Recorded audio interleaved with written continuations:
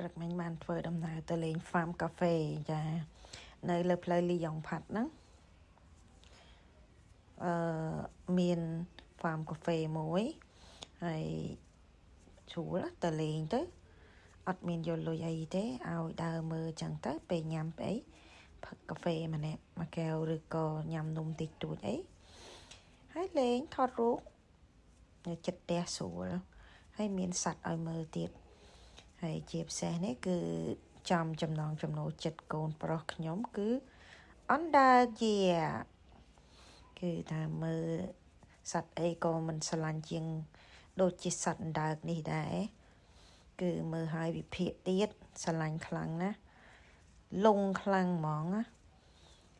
ហើយឲ្យតែឃើញដើកបានទេចេះសងចង់ចាំមិនដែរអត់ដែរមើលទេយកមកឲ្យតែម៉ែមើលដែរចឹងបានថាហ្នឹងតែគាត់បើនៅផ្ទះគឺមើល YouTube រហូតអត់ទេអត់ធ្វើអីទាំងអស់ចឹងទៅនាំគាត់ចេញមកក្រៅតិចទៀតបើកើត farm ឲ្យគាត់មួយចឹងទុកឲ្យគាត់លក់កាហ្វេម្ដងបងប្អូនគ្រប់គ្រងគាត់ផង